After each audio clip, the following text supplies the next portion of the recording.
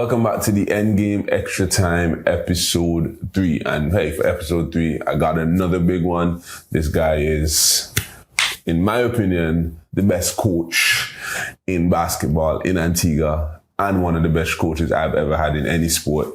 Goes by the name of Mr. Bradbury, Browne. So hey, stay tuned. You're locked into WTP Media Network.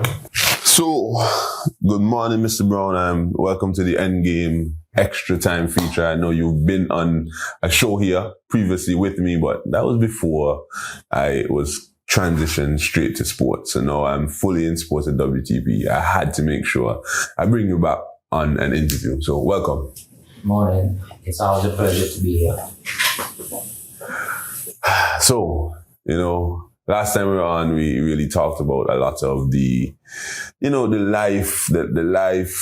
We really talked about a lot of how you impact kids' lives and, your coaching. But before we dive into all that, I just really wanted you to tell the people, who is Bradbury Browne? Well, first of all, Bradbury Browne is a quiet, humble guy. I was born and raised in Ovals. And from an early age, growing up in Ovals, sports was my thing. As a matter of fact, I played cricket, I played football, basketball, some volleyball, some netball, and tennis, everything. So from an early age, I was involved in sports. I was also raised in a Christian home. So I have a strong belief in faith and a Christian background upbringing. I was also involved with Pathfinders. So from an early age, I was taught to be involved in a lot of things. Community things, church things, even at school. And then growing up, I had this thing about me that I never wanted to be a follower. I always wanted to be different. I always wanted to be, I won't really say a leader, but close to the top. So from my early age, when I was playing cricket, I always just happened to be the captain, the same thing with football. And then when I started coaching, when the coaching came up, some things are like what I would like to say is a calling. Because I never had no intention of being a coach. It's just that when I started coaching, my brother and a couple of guys were on a television team and they didn't have no coach. And they asked me if I was interested in running a team. I said, I don't mind. And then this is where I developed my passion to be a coach. Because I told myself, I don't want to be a person that just come and run sub. Mm-hmm. So this really it all started. I was probably about 89, 90. Yeah, I mean, playing for you and seeing you are two, complete different things. And you don't say that about much coaches. I mean,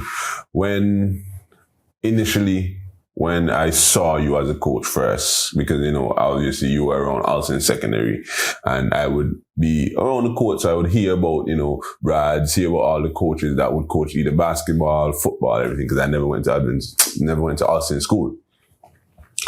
The demeanor and the swagger that you carry as a coach is just amazing to me. Like, I remember the other coaches would come in sportswear to games, and you dress shoes, dress pants, dress shirt, down the line straight, and it just shows a different kind of professionalism when I see it. And then when you're on the court in practice, then it's the sport clothes, the athletic wear. But what stands out to me the most is the fact that you can switch the gears like this. So one time you're literally clowning somebody, like laughing, and then the next time the same person, regardless of his position, regardless of who he is, firm. What do you attribute the ability to switch like that to? Because everyone can't do it. Well, it has to do with character, because growing up, and it's just yesterday when I was at the funeral for Wayne Harris, And I mean, sometimes when you have a close friend pass, and there's always a time for reflection. And growing up, my father was a person that instilled a lot of discipline in you. So from an early age, I was taught how to dress properly, how to carry yourself.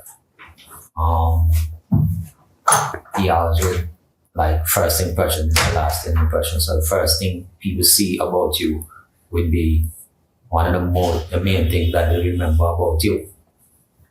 And then, believe it or not, now, growing up, I was very, very, very quiet. People that see me and ask me, you don't talk and so. I'm like, you don't smile and so. I'm like, we vexed about. So nothing, I'm not vexed. And then when I started getting into coaching, I realized that I have a duty. And especially coaching young men and how the society is, where a lot of these young guys never have a male father figure. You have to develop a personality that you can reach people. Because if you come across this militant person all the time, people would kind of back off from you, or they might just figure. Because I coach a lot of boys that they never had no male person around them. So when you get too serious with them and rigid, they kind of push back. So you have to find a common ground. And then sometimes you see the situation get intense. So you have to lighten the moment. And then going up in overs, yeah, your back had to be broad. Because back in the day, them guys just grind you for weeks. And especially if you show that what is saying affect you, it's a never ending situation. So when I started coaching, I was like very serious because I believe in discipline. Because discipline is what takes you through the work. Regardless of what profession, whatever you're doing, if you don't have no discipline to stick to things, you're going to get distracted and you're going to stop. So the coaching kind of developed another personality in me. And then, because my other profession was agriculture, where you had to have patience. Because you plant the seed and you got to wait months, sometimes years to reap harvest. So two of them work together. And then the kids that you coach, especially the kids, they can't see you as this rigid, boring person. Because you're a person too. And you want them to be good people. So there's a time for the lightness, the jokes. And I can crack a lot of jokes, as you know. 2 seconds after, hey, back to business, it's serious time. You know? So that's basically how I handle that part of it. Yeah, you alluded to the fact that, in overs, your back has to be broad. And, if someone realizes something affects you, I call it the nickname factor. Because if somebody give you a nickname and you act like you don't want a nickname, for the rest of your life, you will be known as Twist Face, whatever they give you. But overs is not the biggest community, because overs goes down into like just around Cool and Smooth area. Yeah, it's basically from Vivian Richard Street to probably Town Street, Navy Street. Yeah, so Market Street and Independence Avenue. Yeah, so a lot of people don't consider down there overs because, basically in town, so when I reach down there, I'll just start considering that overs. Yeah. And you don't have a lot of people living there anyway either. Not anymore. Yeah, but before, obviously, there were lots of people that lived there. Yeah. But as small as the community is, when it comes to supporting the community, whether politician, whether sport, whether anything, church, everything, it's a tightly knit unit. Because, when I came to overs to play basketball, it was so easy to adjust there because, in all sense, definitely everybody loved the sport. Come to overs and you hear the spectators, hey, Brad, when can I subby? And that, for me, I feel love from the community when that happens. So I understand when you say, listen, growing up in the community, it was just really good.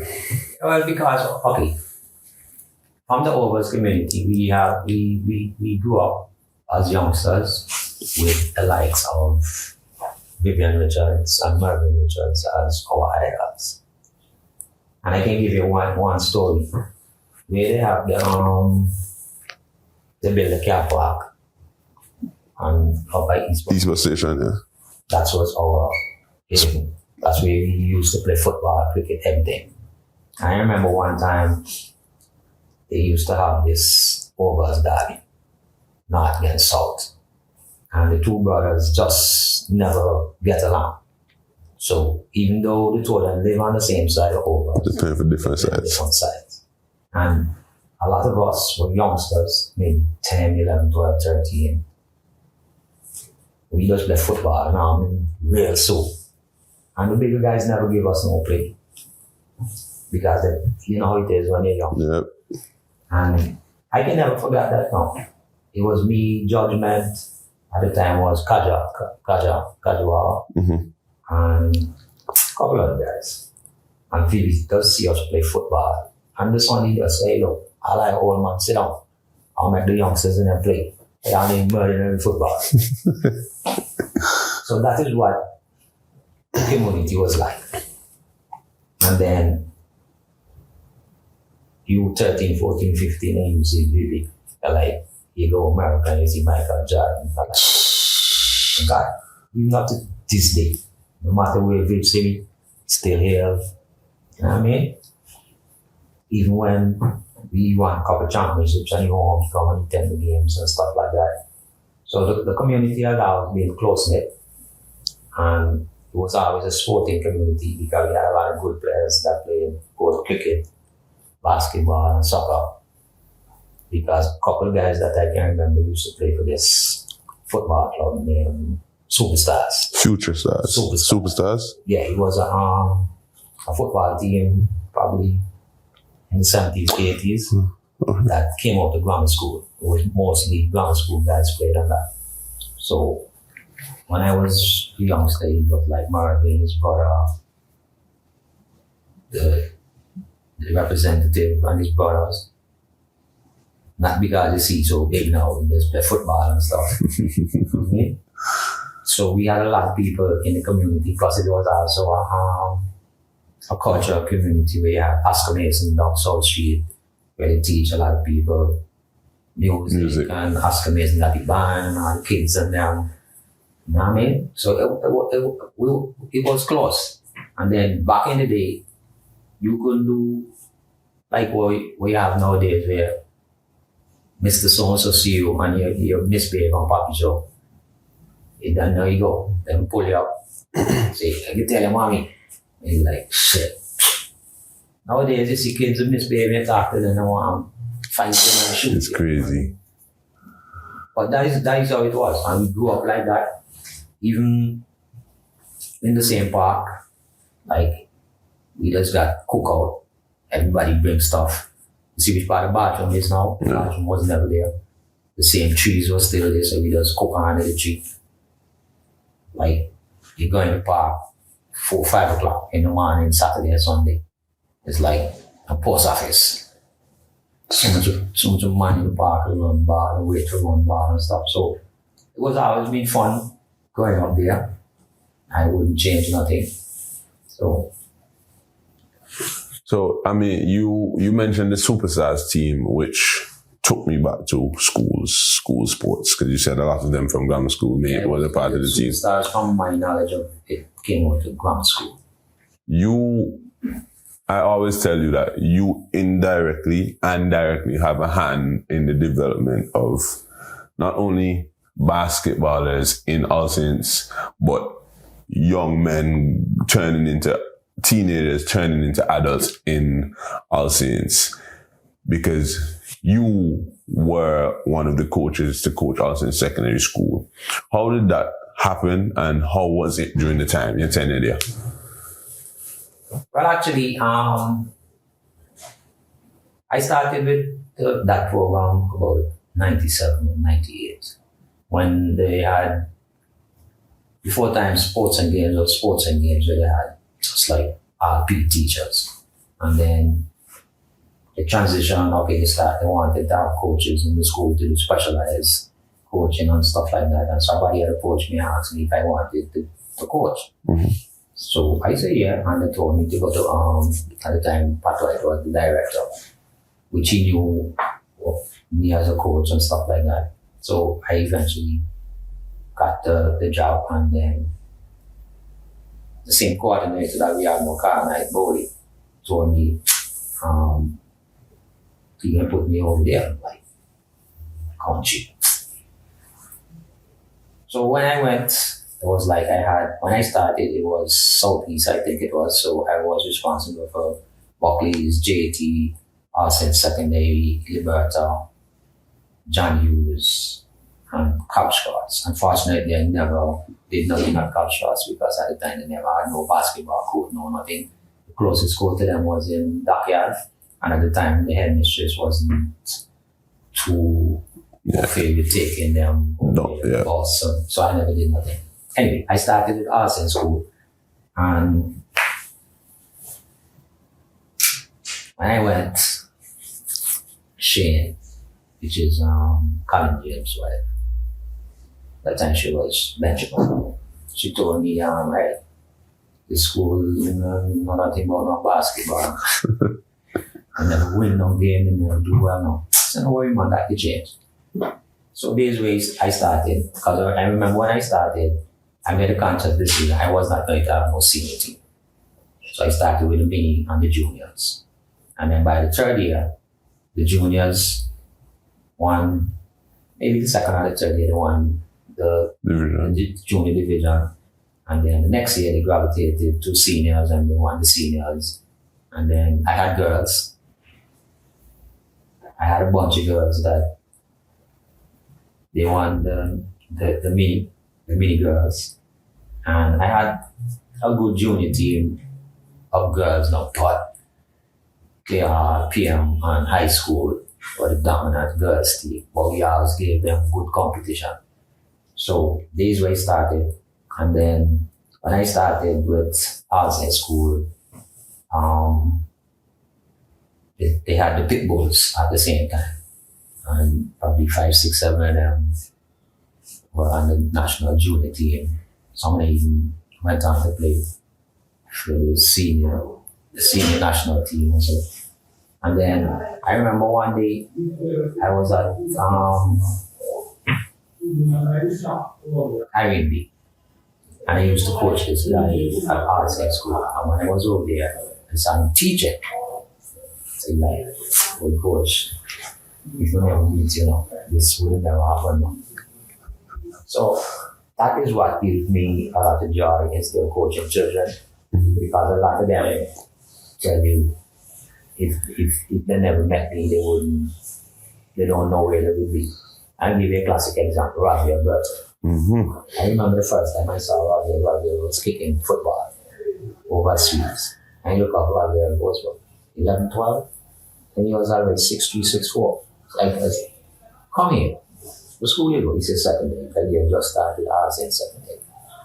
So he was sportively, say football. He said, okay. I said, okay, from tomorrow, come and practice. I hear him in practice. But at the time, we had transitioned from Macpan to Sweets, because Macpan was like dilapidated. There was nothing happening out there, so it was difficult to get people to come to Sweets because they had to catch bus. But the soup ones in there walk. And all I wanted was 4 other many guys who just put on the uniform. And Robbie would just do everything else. Serious. So I told him, don't worry man, next year. So I remember the first year I took Raviel to play juniors. And this is no exaggeration. The first game Raviel played in juniors, Raviel scored 40 points. Down YMC. Because that time was still at YMC. And then we had this national program where we had under 16, under 13, and under 19 boys training as a pitbull program. And he went to that program. And then I remember I was in the States for the summer. And he messaged me and told me, Coach, when you come back, bring a boat to me. I said, boats? Yo. So you get the football. I said, Raviel, joke here, man. I'll tell you, Raviel, let me tell you something. If at under 16, then you pick 400 footballers in Antigua, then you pick your 401. If then you pick 116 basketball team, then you pick your first, second, third, even to 25. So you make up your mind where you want to do. And so the coach will change your mind. Fast forward 2 years after, he graduated from Arts and Secondary. And he had a scholarship. Go to the US, play basketball. Got a bachelor's degree. Right now, he's in the States to do masters. This is probably, I never tell a lot of people a lot of stories about stuff, but this is probably one of the proudest moments when he graduated. Raviel called me on WhatsApp from the university, and showed me the certificate, the diploma, in graduation, gown, and everything. He said, Coach, if we never meet you, this will never happen. I mean, so, and a lot of other things, Leroy, TC, Abbas, so much of them, that even with the next one, Java, Dumbo. I met Dumbo when he was playing for grammar school and came to Pitbulls, and I had him at Pitbulls for quite a while. And he like, boy, Coach, you know what you learn from you. You always like GQ, like you always neat, like it just come out of plastic. And if you see Jared nowadays, that's how Jared dressed. Like literally how he dressed. Yeah. So, and I always tell people, because people have this thing that, okay, you're in a particular profession and you have your private life. And then they want to say, okay, I can do as I like in my private life. And then when it comes to the profession, I do this. It don't work that way. I give you another story. I remember, I think it was a lady. I was in town by where Scotiabank is, and Browne was coming up the road. And this particular PT, I ain't calling nobody name, was on the band, and she was, and this lady beside me, standing up watching the procession and everything off. Then kind of people have a coach me to pick me and blah, blah, blah, blah. And she go on and go on. Then there was a young man beside her, and he looked back and he said, Mommy, look my coach. That is the same woman that was just talking about the PT, And I'm like, what do you think you have to be able to say? Because if she says about the PT teacher, yeah. So then, with the coaching and sports, it kind of be that no matter how difficult life gets for you, because in life a lot of things just problem after problem, issues. And here, practice time, game time, that way I get my peace. Yep, I can relate. 50 by 94 feet, way Bradbury getting peace. And a lot of people like, boy, how come your coach so used to the coach so long? There is my heaven.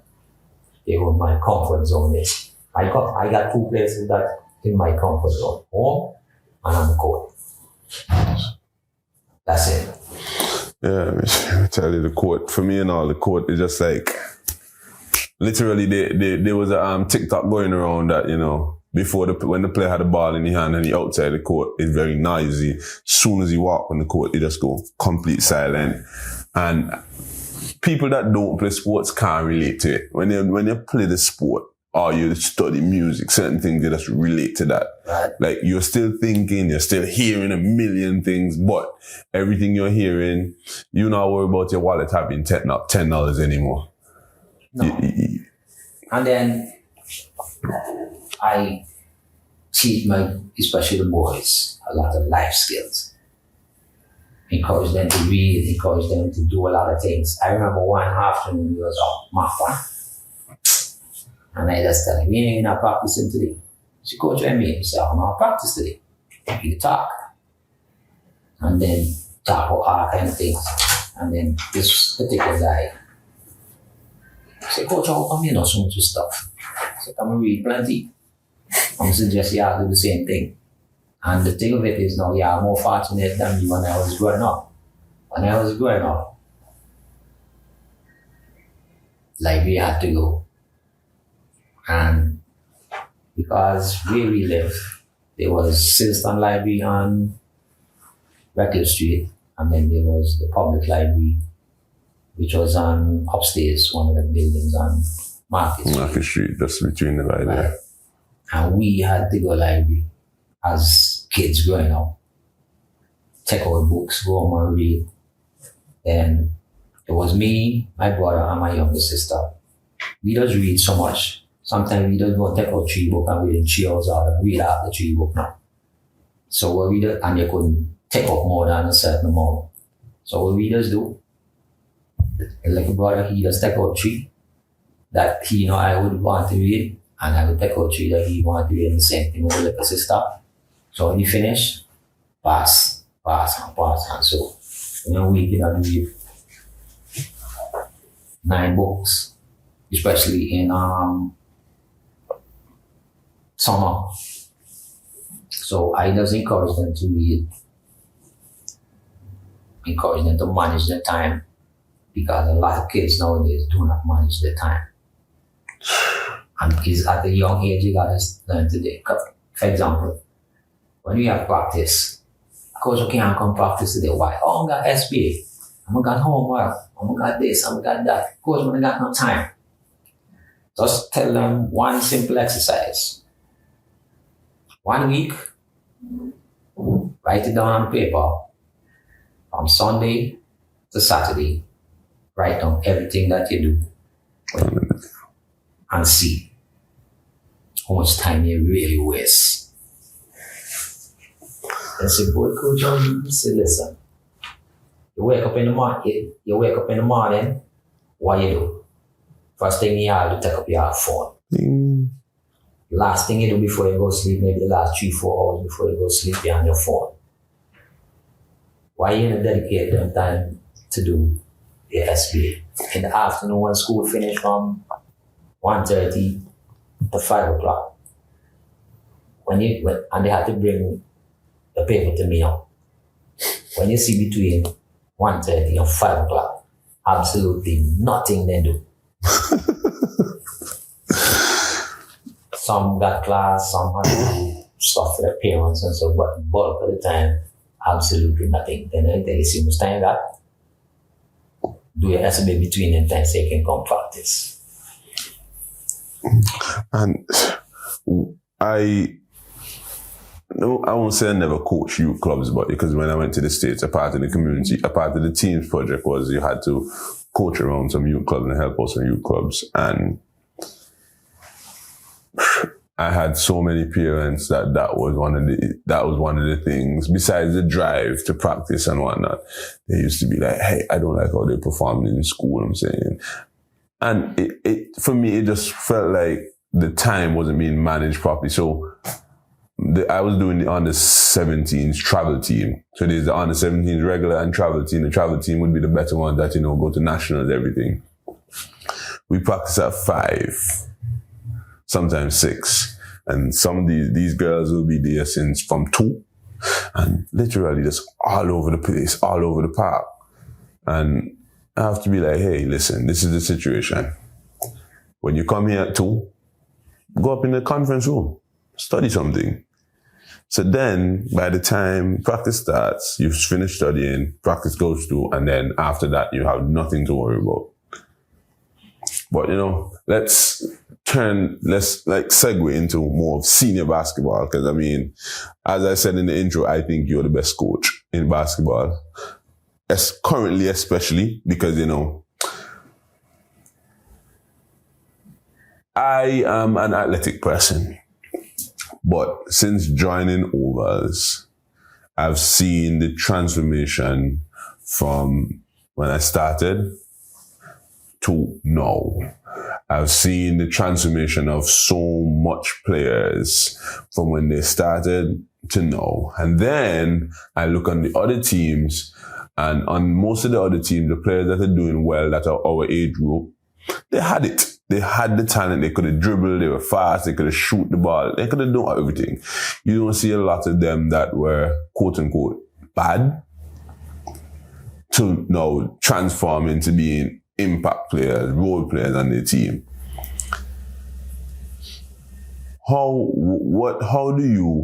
What do you think is, the main attribute to becoming a better player in your book? Like, what do you look for? Like, when you're picking up someone, what do you look for? Okay, the first thing, when I'm recruiting, the first thing I tend to do is look on the individual. I observe them well. Try and get to know them. Because the first thing that I do when I recruit a person is character. That's the first thing. Next thing, if you're athletic, if you have good work ethic, those are the things that I look for. Because once you come to Coach Brad's, you got to have good work ethic, because there's a lot of things that athletes need to do to get better. No matter how good you be and how where you play at the highest level, you still have things to work on. Because if you reach the highest level, you got to stay up there. Mm-hmm. If you don't put in the work, you don't have the right mindset to put in the work to get better. Because in practice is where make players now. Not the game, it's practice. So then a lot of guys, I can give you a good example. On Sunday night when we was at JSC, waiting for the tribute and so for Doc, the business team that was going away was doing some practice. And what it did was typically what most teams figure is practice. They come on 2 laps, and then play. do like a shooting, and then scrimmage. That skill work. Because how I see it, each individual is part of the whole. So if I have 12 players, I have different roles for each person, and it's up to me to develop the skill set to allow that person to be successful. But that person now have to have the desire to be great. Have the desire that one to get better. Because sometimes when you're working on skill, because all of them figure, okay, come practice, you run 2 laps, then I'll scrimmage. You can attest to the fact that a lot of times we are practicing something, we don't even scrimmage. But the practice is real intense. And you get in a lot of things within the 2 hours, wherever. That's how you get better. Work on your skill, work on your craft. Because there's room for improvement. No matter how great you be, you still got to put in the work to get there. That's true. Then, the problem that we have nowadays with the youngsters, they just do enough to get by. Yeah, because I think enough to get by really gets you by here. It doesn't get you nowhere. Because when you go overseas now and you're not accustomed to this rigid system, this coach, say practice is 4 o'clock. You're best in the gym by 3 o'clock now. You tell kids practice is 4 o'clock, 5 to 4, 5 past 4, so they just walk in. Walking slow. They have to put on the gears and spin around. Then they got no sense of urgency. Then, as you can attest, how much time you have come practice and coach late? Literally, yeah, but literally tell the cameraman. Yeah. Literally tell the cameraman on the way up. I forgot to remind you about the interview, but 9:30 will not be here. And Bradbury Browne's down there. And that is something that I developed over time. I got this brethren. We do a lot of work together in the agriculture arena. And anytime we having a meeting and a certain time come and you see me call, wavy. or like my outside. He said, oh, I mean, no, you never late. I mean, hey, it is what it is, but the thing of it is responsibility. The coach cannot be the person that late. If I'm constantly late, how am I going to tell my athletes be here and be on time when you know you reach coach not there? And it's like lead by example. So I don't have to tell you nothing else about being on time. Because I'm there and I'm on time. So my quote unquote, the senior men's coaching probably started, because I actually started that before I deal with the kids. Probably about 89, 90. And then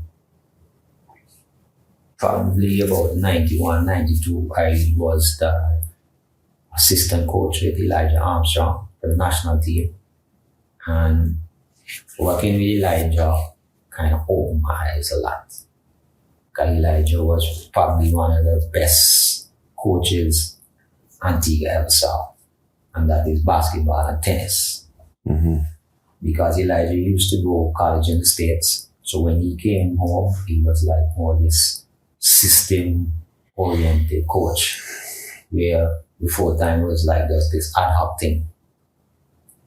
So this way I started developing my skills. Then I went on, it's so much you coach me that it's not funny.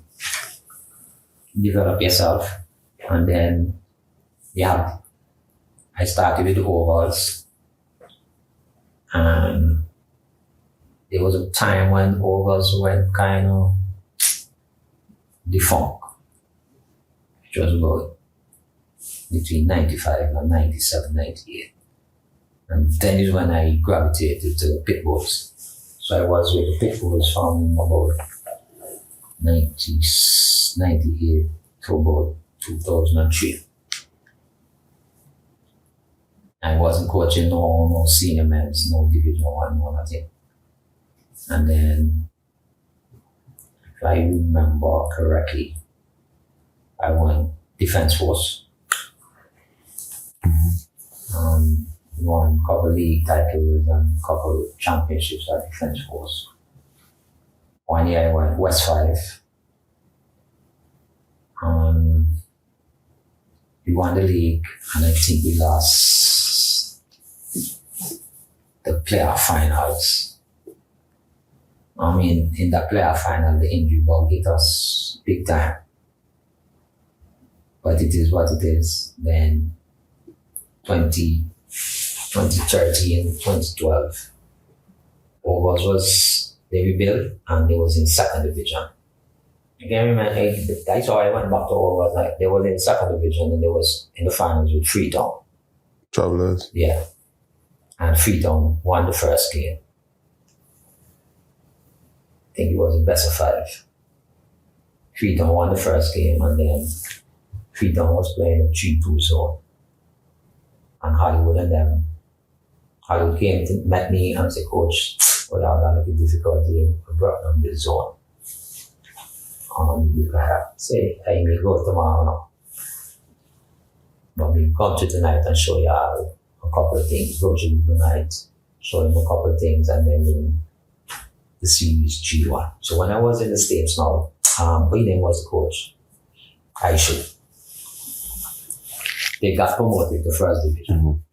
And I should told them, boy, you think he can manage the team in the first division?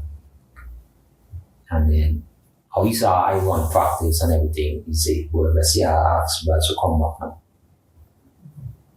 So when I was in the States, Foster called and said, Coach Buzz, I know how you be his chick and everything, and all you guys that are like for party and blah blah blah and have our drinks and whatever, but I like it to consider to come back and coach. So yeah, listen, we got no problem with that now. Once the guys in them understand that when basketball time. So this is how I came back home, took over. That was 2013. 2013, we won the league. lost in the finals for the playoff. Next year, we made the finals for the playoff again. Lost. The other year, we won the league and the playoff. The next year, we won the league and the playoff. 2017, made the finals again. So between 2013 and 2023, putting aside the COVID years, Overalls made the finals, playoff finals every year with the exception of, I think, was 2017. Yeah, that's about. Yeah. So back at Overalls now, when we was young growing up, we had a particular set of colors. Those were our colors. So when I went back, I thought faster we go back to that, which was Overalls, red, white, and blue. And then we had the name Overalls OJs. We brought back that too. So it was like a rebranding of Overalls. And then because of the product that we was putting out there, a lot of the fans came back, a lot of the old guys came back around to watch the games and so. And then we played a brand of basketball that I figured was exciting, competitive, so the fans came back. So people look at it and figure it's like easy. Trust me. Listen. All they see is the end product on the court. Then they see the sleepless nights. Then they see the player text your coach. I can't now make it today. You this player say they will come Saturday. You game plan with this player, game plan for the entire week, and the player wake up Saturday morning. Boy, coach, I will go up on a family function. I can't make it. Like, then a lot of people did not understand, and I mean, I wouldn't say I didn't understand, but I had an idea before I started doing any kind of coaching. But when I get in, it was not. Yeah, and then this is it now. Your commitment is about expectation, because your commitment is 150% to what you're doing. And then there are times, for example,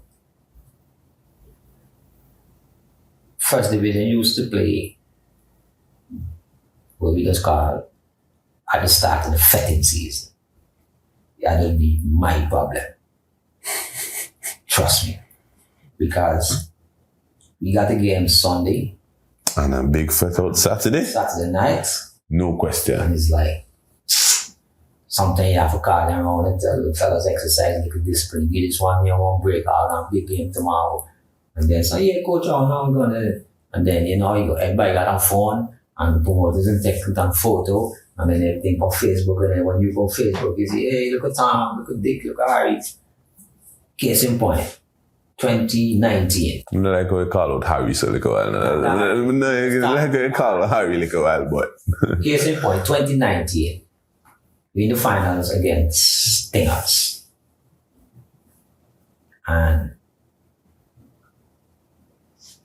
I think it was with Monday when Devil got fed up Wilkins. Yeah. Right. Every last one of them, the whole squad got fed. Man, on breakfast fed start morning go. And something that fed they hot because of the time of day. Yeah. Then got fed. The Tuesday, we play against the first game. One man I can't run from here today. And we just sit and be sitting, not a thing. We lost the first game. The next day we just tell, listen, I'll got a meeting on our practice, I'll got a meeting on breakfast and I'll ice smart, blah, blah, blah, blah, blah, blah. And these men, fellas, this cannot continue. At some point in time, you got to have some discipline. And at the same time, this third division team, he was the third division team. Yeah, the third division team made the finals too. I remember one year we got our three team in the finals. That would have been Yeah, that was 29. That was the year I went to school because all our all the 3 teams make finals. The third division team, I told them we was going to practice the Whit Monday because you had that game. The Whit Monday, none of them show up. All them gonna fit. We just tell them, nah, come here. And they're not disciplined. How can about 4 or 5 months come practice? I've never seen them gonna fit. So it's about commitment, it's about discipline. Once you commit to something, you gotta stick to it. And results could come. Once you put in the work, results definitely come. So funny enough, right? Just I played the sledge in the business league. So we won probably 2 out of 11 games during the season. We get to the playoffs, and we're about to play against a young, nice team. Guess what? A big fet was on the weekend, the Saturday, and I said to the guys in the group chat, them Monday and go to fet. They cannot bang out tomorrow. When they got to the game, right, I saw players missing layups. Like they had this kid that he I think he averaged about 20 for the season. Same one, Trimmingham scored the ball well, but he couldn't get the ball in the bucket in the first half because you can see how he's sluggish and tired legs. But then by the second half, he catch himself, but I'm done up 20, then bring it back, but it was too late. And I wouldn't say that I don't go out before games because, the culture of the Caribbean are hangout. But one of the big things I did especially when I went to school, one of the big things I did, because, in school, you don't get the opportunity to see Snoop Dogg every day. So you take the opportunity. What I started doing was drinking. Cans of drinking. I've had maybe 1 or 2 drinks. But since 2021, since 2021, I'm going to think we drink 20 glasses of rum or 20 glasses of alcohol like that. You see, and this is where you have to be on, because when I just play cricket, nobody can see me out on Saturday night now. And me go play cricket Sunday morning, softball cricket Sunday morning, hot sun now. So I'm doing home, relax, get my fluids up. The same thing when I play football too. Even coaching, I don't go out. I'll go no place when I got games to coach, because I'm thinking like this. Suppose I go out and something happened to me. I'm not available to coach. So those are things I think about. So like, I got a game tonight. By the time I wake up this morning, focus on the game. And you're trying to instill that in players, and for the life of me, they just do not get it. Was he what? And the mental preparation of what does be lacking with a lot of modern athletes now. Because we even try and teach them, okay, you got a game today, you got a lot of nervous energy, you got to find somewhere that you can go take yourself so that you can relax. Think about past performances that you had before that you did good, and try to tell yourself, this is what I'm going to do tonight. Yeah. This is what I'm going to do this afternoon. But even when I just play football and so on, one of the things I try to tell my kids and them nowadays, when you got game, don't walk with your girlfriend, don't walk with nobody that they will be distracted. Sometimes they come game, they have to go make sure the girlfriend are right, the baby, the family time and everything, good for them to come and support you. But they have to also understand that I'm here to do a job. Even when I go to court, people say, when you come good, you serious, but you can't nobody in the talk. I'm listen, I'm lucky it. Nobody believe me to say nothing, and I don't disrespect nothing, but I got them. Okay, that's my focus. And you say that That just reminds me of when first season with you, obviously how I meet, cause not how I meet, but I played with All Saints the year before. You coach overs, meet overs, because I had friends that played with the club, so know the overs. And you meet me in All Saints and say to me, listen, you can come overs. When you say that to me, right, you see when you drive away, look on Struble, because that's a big star. Look on Struble, Mr. Struble, there's no way that man know he thought about come play basketball. Struble, me can never left. Because I'm like, I will never leave All Saints to go and play a sport that I'm serious about in terms of. But then I say, I'm come down. I'm going to come down after the first day practice. I'm going to go home and say to my father, well, I don't think I ever say this, but I think I ever left overs. Like, you see the other day when All Saints go first division, what I do? I text him and say, hey, coach, All Saints want to play first division, whatever. I'm not going to just jump up and left because this is the respect that I'm going to end up in Ghana and gain from you. Gain for you. Because this is why I try to tell people, everybody got choices to make. I remember when I had a pit bulls with Leroy, all them kids. I remember when we first started practicing a song. Couple guys meeting, that's very good, they're awkward, man, they can hardly walk. So don't worry. We used to go gym, we used to go running almost 5 days a week. So we used to live over by Steve gym on Fort Road, and then we just practice on the court outside. Then other times, we just practice. Just go lift, and then them guys just run from Fort Road to YMCA and then practice. Then I remember this statement, the same people that tell me, oh, the man is awkward and they can't walk properly and so. When we had that team, the Pit Bulls, man, oh, too much a good man for one team, say, I'm just the other day, I said, man, I'm good and they're awkward. Too much a good man for one team, and then this is when I started to poach the players and them. Oh, come play for me. Yep. Get shoes, get this, get that. Like, this coach may come say, hey, do what you think best for you. Then you go, you watch them on the bench, they can't get no playing. And they might argue, and then they say, coach, when you go practice, man, and you know what they do. Say it is what it is. Everybody had them choices to make. And then they mash up the program. And some people came in the executive board and mash up the program.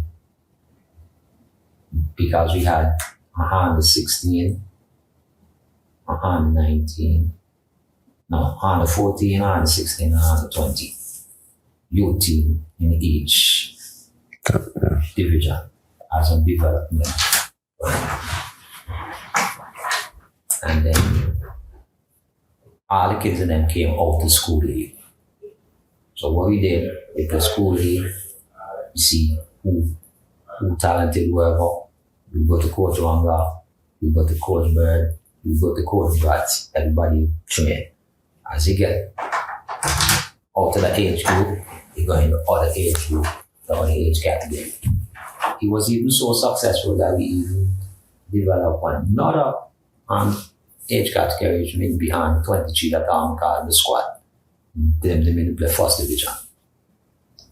I remember in 2003 when Antigua played for the first time in CBC. Mm-hmm. That's national team made up of about 8 kids from the youth program. And the first time we met without no overseas, no college man, no nothing. Everything homegrown, everything local. And just so once you're dedicated and you put in the work, results will come. I just like agriculture. You can't plant and seed today and harvest today. It ain't possible. But it's like in basketball, the kids in them now watch NBA. They see a lot of 3-point shooting and they fall in love with that, and that's the only thing they come and do. And I mean, it's okay now, but still put in the work to be a top-notch shooter. And this is the thing, everybody put in the work for what they want to be. So like, you want to be Steph Curry? Okay, fine. But you can't be Steph Curry only practicing from 5 to 7 now. No. You have to be Steph Curry when you're throwing ball in your basket home now. You have to find out with a train and like do the work. National team coaches had a meeting after the funeral, me, Super, and Coach George. And Coach Super make a good point now, because we was looking at the next set of engagements that we got, the talent that we got, and how we want them, because we give them a plan that they have to work on their own. One of the things Coach Super say, how much of them own a ball? How you want to be a basketball player, you don't own a ball. That you can find time, go by yourself and put in work. When we was growing up, we got my own football, my brother got his own basketball. We got my bat and my ball, and then sometimes we in the yard, there's a shot bat now. Throw ball on the wall and play shots and so on. One half, you crazy. When I'm a football, when we start the football, everybody believe me left-handed now. Because from a young age, me kind of got this. Maybe that's why I'm being coach. You don't analyze my right-handed, I can kick naturally with my left foot.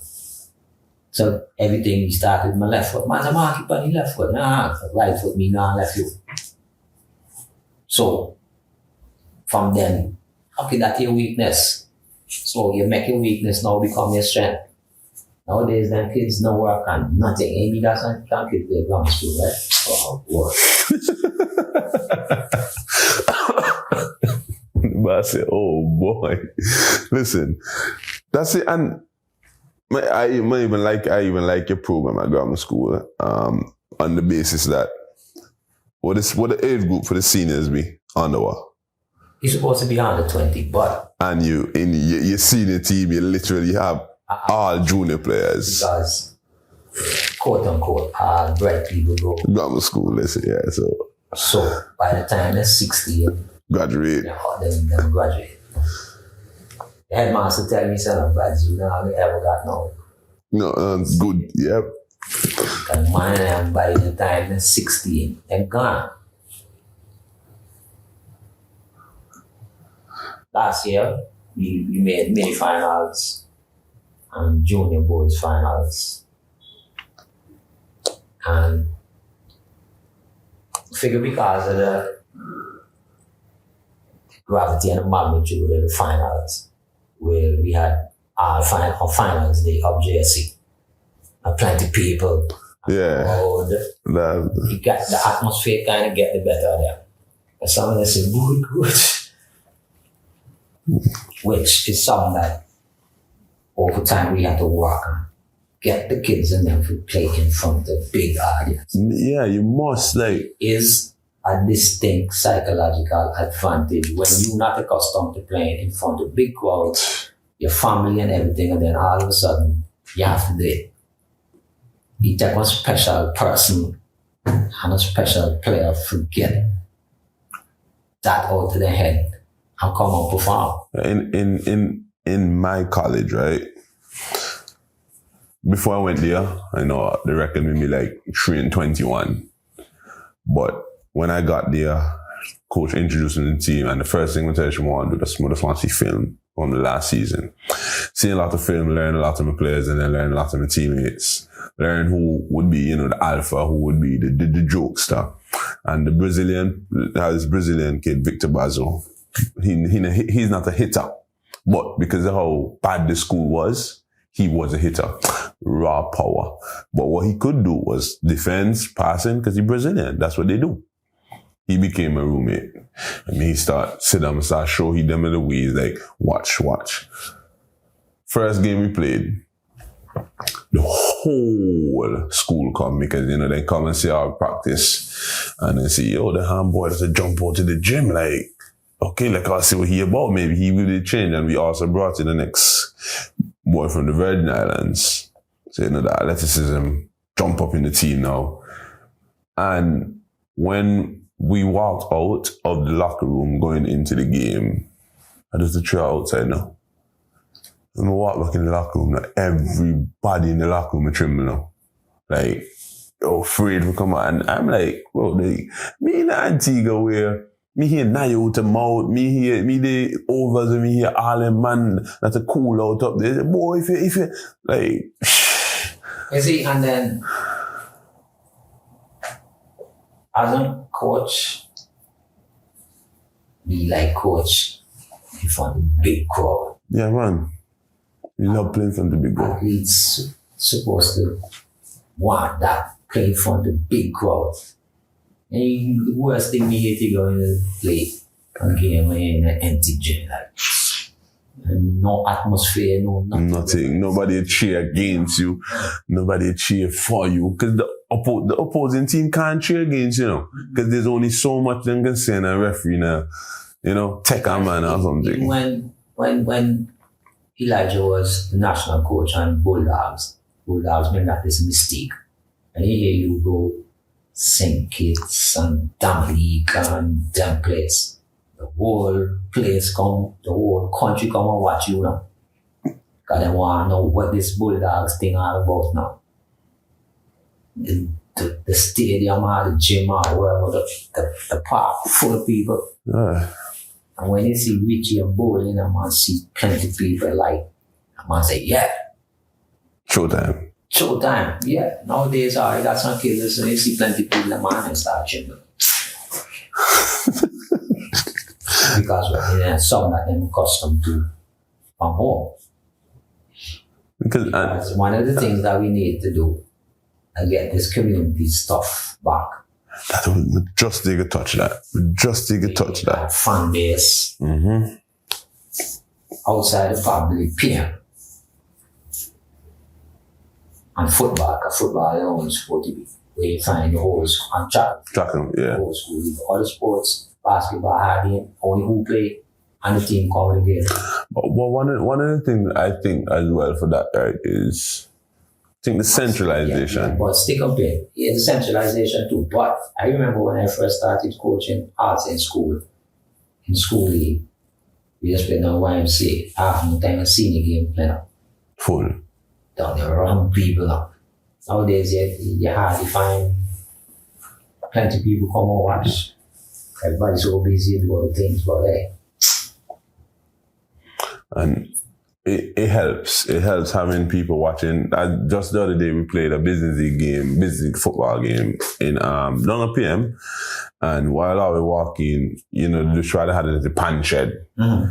And me tell my teammates, yo, listen, when PM youth team play, right, the pan shed they broke.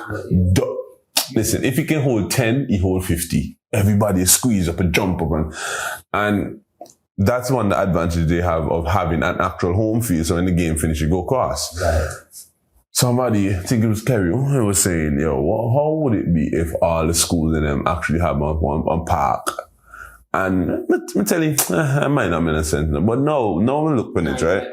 Yeah, no one look on it. School pasture right by us in secondary. Yeah. If you can put 2 goals in a school pasture, cut the grass, and make school football play for us in secondary.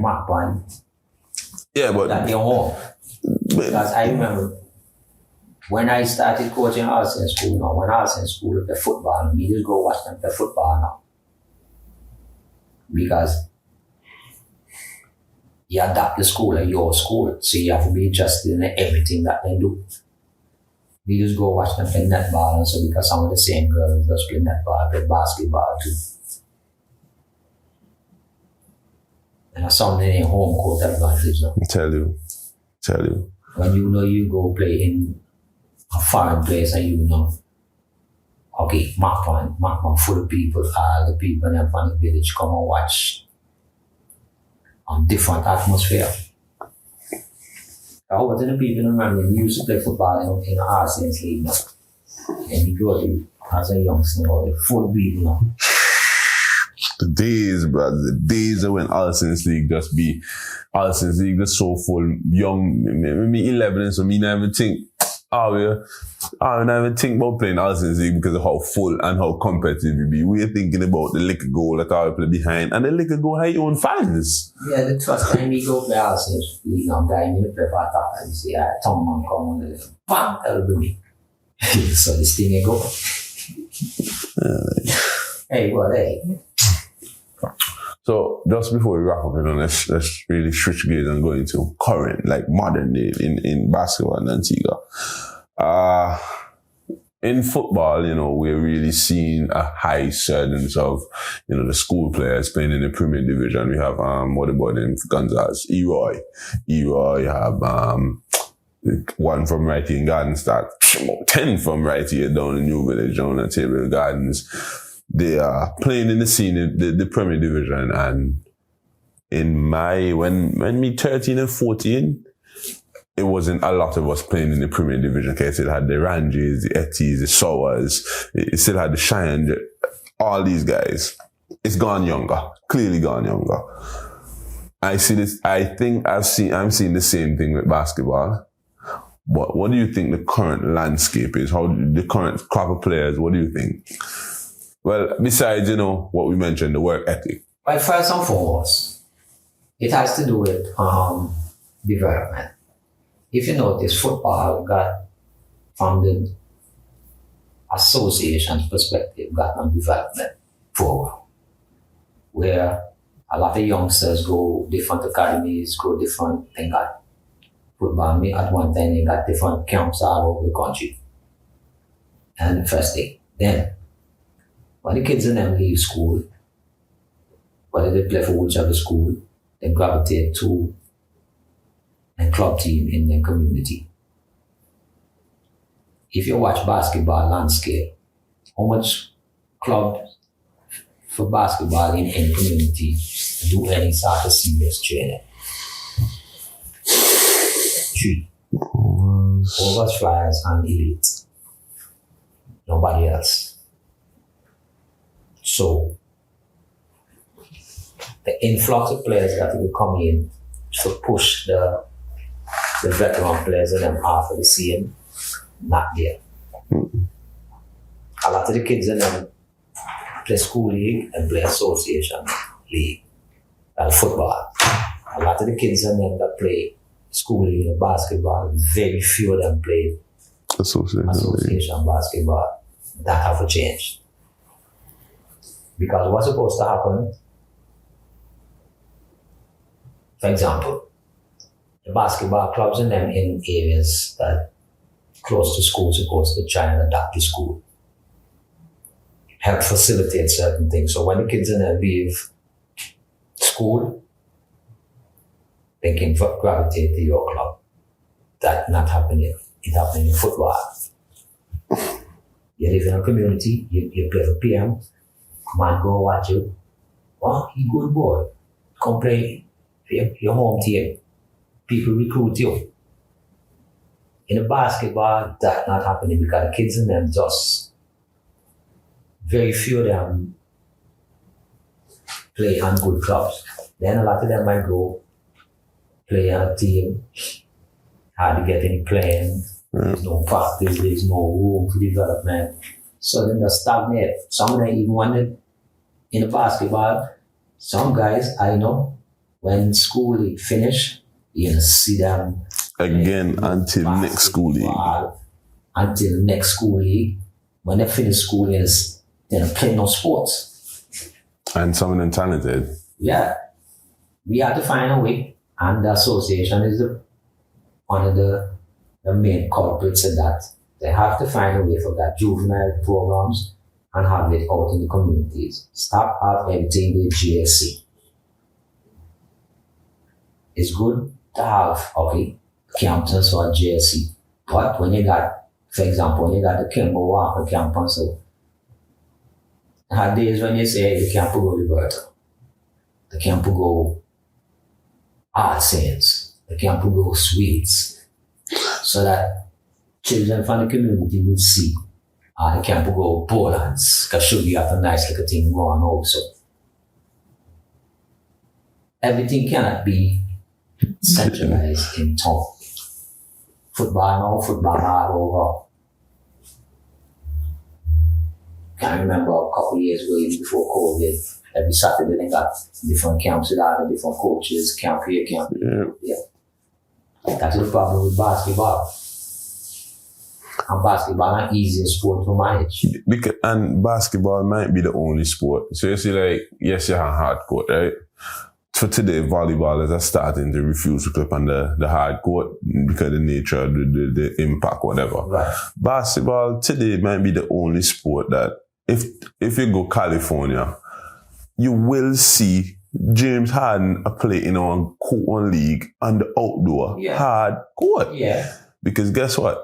That's just the nature of the game. But that's the way you raise up on. You raise up to play on hard top. A whole time before then go high school and play JV. In the park. Yeah, black top. Black top. So, you're a coach. You coach over first division. You coach. Well, there's no longer third division, but you coach the team that would have really been the second division team. And you are school league coach. So you're watching basketball all the time in Antigua. Who are some of the young players that you're looking forward to see what they develop into right now? Well, right now I have about 4 kids at grammar school. I got this youngster named Joshua, about 12. Man can lay up with any hand. Fast like grease lightning. He got plenty outside. But kind of very cautious in calling people names. Yes, definitely understand. Because as soon as you hear a name called in a certain forum, you tend to believe you arrive and you start putting in the hard work. So I'm going to just cut out the calling names. But from the school league, this year going forward, they got a couple of guys that got plenty upside. Craig Messiah from PM. Yeah, that's difficult. He played for Flyers? Yeah. Like he. Right. They got Jalil, he just finished ground school. Yeah. He jumped off. He have 40. He may have 40 in the business league. Yeah. They got a couple of them from Elite. Like a point guy. Yeah. Carter Darlson. The big man. Yeah. And they got plenty of them now. It's just that we need to get them in an organized program. Yes. To help nurture them, develop them. Because basketball is not just about playing. You have to do it. Attitude, behavior, and stuff like that. You have to do it even this, knowing what to say in front of the camera, knowing how to say it. Right. Like, those things have to be taught to you because it don't come natural. I mean, yesterday we was at the funeral and I'll get some kind of sad, unfortunate news that one of our youngsters didn't go overseas or back home because he and the coach getting something and the coach sent him back home, which is very unfortunate. So you have to start preparing them from early. And you get an opportunity like that. You have to hold them. Your hand, your foot. You have to hold them. Like, that you can hold them. Listen, when we go to school, remember in the Caribbean, naturally, 5:30, so I don't wake up. Yeah. And the gym in school open 6:30. Me outside the gym, sit down and wait because me don't know. In America, this is the thing, and my coach again loves you to death. Like she coached in Barbuda, so she understand Caribbean children. And she said to me, firstly, she said, "Listen, every college in America believes that when you bring in a foreign student, they can find an American student that can do the same thing. So that is the first thing that is going against you. Yeah. So anything you have to do. It's not one now. Millions now. So this it's just last night I was watching NBA and it was telling you the history of NBA. 5,000 people never play NBA yet now. Or 4,000 something and each persons play NBA. And the percentage of Americans have to be high. The population in America are 300 and something million now. Okay. And 5,000 individuals no play on an NBA team yet. And NBA done So 75. This is gonna be 76 years. Yeah. So what I tell you, our elite group. Mm-hmm. So when you get an opportunity to get a scholarship, it simply means you're in an elite group. Because scholarship is not something that is afforded to everybody from the population until you got 100,000 people based on the last census. And you get an opportunity to go overseas. We don't have 100 people on scholarship overseas currently. So you in the top 1% when you get an opportunity. You have to must grab that.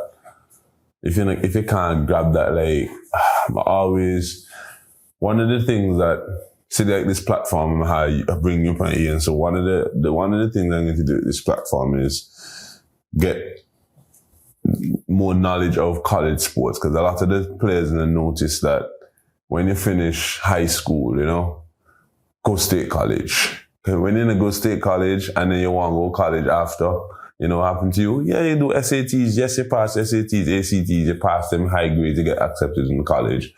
But when you reach the college, you have to do this nice thing called the eligibility process with NCAA, NAIA, JUCO. Yeah. And there are lots of times when guys go overseas, you have to fill out a form with the clearinghouse. Mm-hmm. They ask who you play for. Who you have to play with. Then you contact the coach who you put down now. And you get a couple phone calls already from. Yeah. What your league like? Is it a professional league? If they get paid? Even playing with your national team. When you play for the national team, because we as coaches have to be very careful when we carry eligible athletes on the national team and then get stipend. It cannot be over a certain amount per day. Because once you go over the threshold, they consider you now a professional athlete. So, hey, they got so much things to educate people about sports. And how not take sports in Antigua as serious as it's supposed to be taken. And I mean, a lot of us blame the bigger heads, but really, the reality is, we as players don't even watch film. Yeah, but not only that, how much sports discipline in Antigua got a players association? Any? Me just ask you. Maybe the sports in that just because you're on one man sport, like in tennis or something, you have to have one. Federation. Yeah, that's a good question. We ask them that all the time. How much sports in Antigua? That is a good question. We're gonna do the homework. One coaching association. We are the coaches from this particular discipline. On a group, on a body that fully organized, got a constitution, got elections, work field officers that manage the coaches in your discipline. The same thing with the players. As far as we know, none. So, how can we expect our sports to grow when we leaving it in the hands of people that are not playing, to be honest? Don't have a clue as to the sport. Because even though it's quote-unquote amateur sport, it doesn't stop you from putting the right systems and stuff in place organize the sport for the sport move forward now. For example, in basketball, and the executive do something that the players don't like. What you can do? Go by Facebook, clearly. That's the most you can do. You can go down there and discuss about something because nothing really changed. Like picketing the change, nothing and all these things. So just for example, if you got the sports players association and the executive do stuff that you don't like, the players association tell you, son, if we need to come to the table, discuss this, if you know, come to the table and resolve this, or withdraw our services. You know, got no league. And that's just how it is. But you know, again, definitely it was a great interview. And as we wrap up, you know, do it. Some quick questions, you know, off the top of your head, you know, who would be the top 5? Well, not even top 5, because I don't want to say top 5, but who would be 5 of the best players you saw? That's the same thing. 5 of the best players you saw to represent the country or to play in the country from Antigua. Top 5.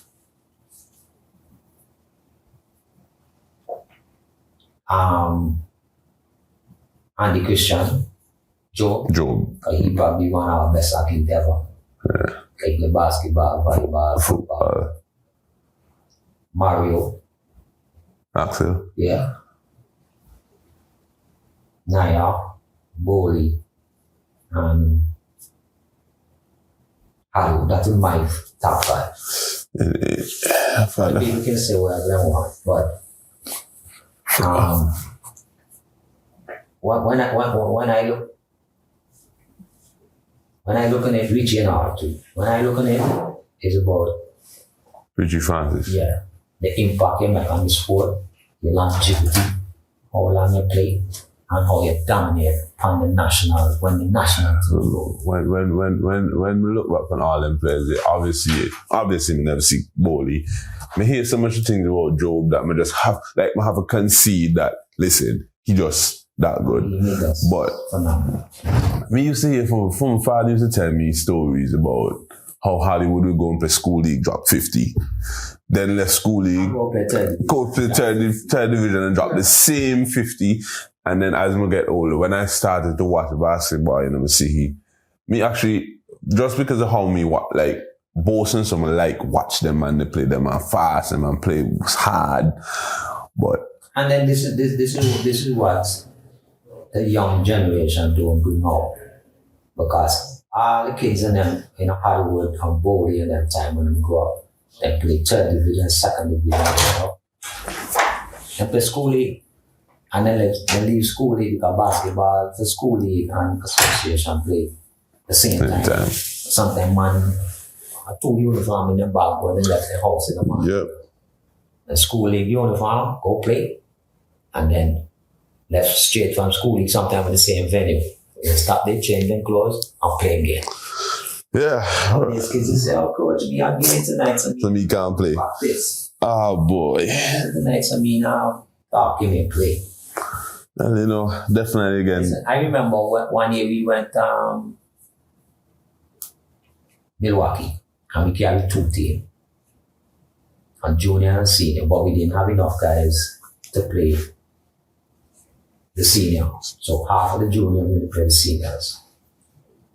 I was coaching one team and Bird was coaching another team in Windy City Fieldhouse. A big stadium with about 6-7 basketball courts. And they had to play 2 games every day coming on January. But some of the guys end up to play 4 games. Because this is what has happened now. When you sub by me, you run down to ball. And sub on. And then when you sub off, you want to come down and sub on. Sometimes, then a man done play, they in the gym and light and come back. Game to play probably 2 hours later. You make no sense drive, go out. And man, they kill sleep. Game time again, the same thing. They play so much game that summer that when they go home, the improvement skyrocket. Yeah, but again, thank you for joining us on the Endgame Extra Time.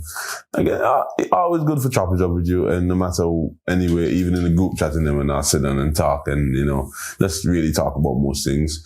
But as I say, a lot of things that you said to them, hoping some of the young athletes really listen it. But again, definitely thank you for joining. Definitely, man. Always a pleasure.